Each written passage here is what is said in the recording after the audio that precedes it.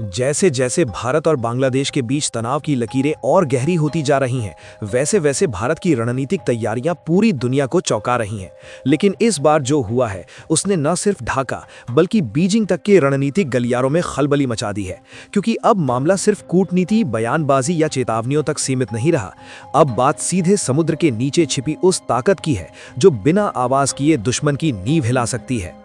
जिस बांग्लादेश को अब तक ये भरोसा था कि उसके पीछे चीन खड़ा है, उसी चीन की नाक के नीचे भारत ने ऐसा कदम उठा लिया है जिसकी उम्मीद शायद खुद बीजिंग को भी नहीं थी।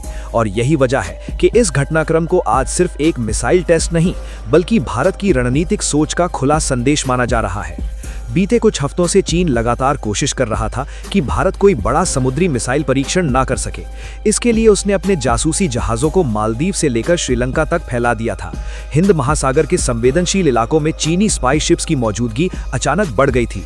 मकसद साफ था, भारत की हर हरकत पर 24 घंटे नजर, सही वक्त पर अंतर्राष्ट्रीय दबाव बनाना और अगर संभव हो तो परीक्षण को टालना या बाधित करना। लेकिन भारत ने इस बार वही किया जिसकी आदत अब दुनिया को धीरे धीरे पड़ती जा रही है। बिना किसी शोर शराबे के, बिना किसी पूर्व सूचना के, बिना किसी चेतावनी के बीती रात अचानक बंगाल की खाड़ी में ऐसा हुआ जिसने न सिर्फ चीन बल्कि भारत विरोधी तमाम देशों की नींद उड़ा दी। समुद्र की गहराइयों से उठी एक ऐसी ताकत जिसका अंदाजा शायद किसी सैटेलाइट को भी समय पर नहीं लग सका।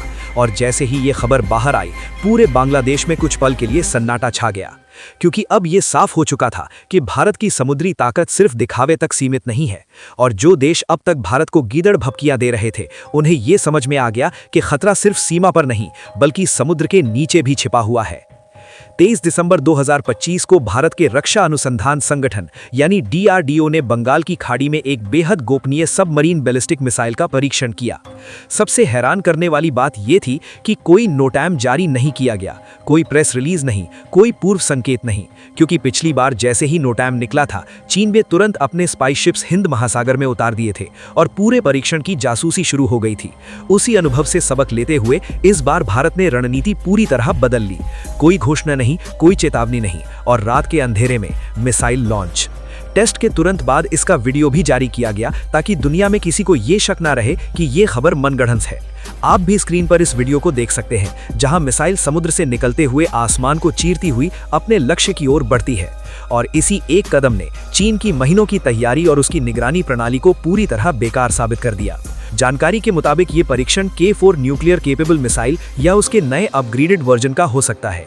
यही वो मिसाइल है जिसे भारत की अरिहंत क्लास परमाणु पनडुब्बियों से लॉन्च करने के लिए डिजाइन किया गया है, यानी INS अरिहंत, INS अरिघाट। इन दोनों सबमरीन्स की मारक क्षमता अब कई गुना बढ़ चुकी है। दोस्तों, यही वो सिस्टम है जो भारत को न्यूक्लियर ट्रायड का पूरा दर्जा देता है।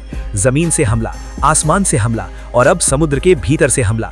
मतलब अगर कोई दुश्मन ये सोचता है कि वो भारत पर पहला हमला करके बच जाएगा तो वो बहुत बड़ी गलती कर रहा है। क्योंकि समुद्र के भीतर छिपी भारतीय पनडुब्बियां बिना किसी चेतावनी के जवाब देने में पूरी तरह सक्षम है। भारत की सेकंड स्ट्राइक क्षमता क्यों इतनी अहम है?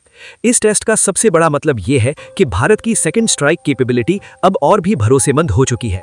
सेकंड स्ट्राइक का मतलब होता है अगर दुश्मन पहला परमाणु हमला करता भी है तब भी भारत जवाब देने में सक्षम रहेगा।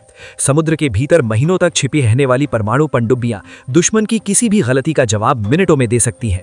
यही वजह है कि इस परीक्षण के बाद चीन के रणनीतिक हलकों में सबसे ज्यादा बेचैनी देखी जा रही है।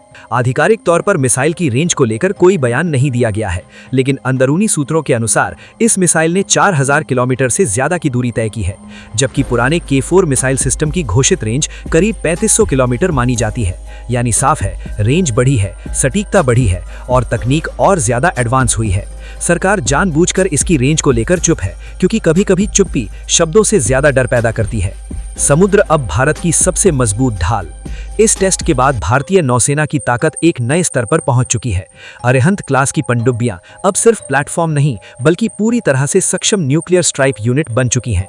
ये सबमरीन्स महीनों तक सामने आए बिना काम कर सकती हैं, दुश्मन की हर हरकत पर नजर रख सकती हैं और जरूरत पड़ने पर विनाशकारी जवाब दे सकती हैं। यही वजह है कि अब भारत को केवल एक क्षेत्रीय शक्ति नहीं बल्कि एक निर्णायक वैश्विक रणनीतिक ताकत के रूप में देखा जा रहा है।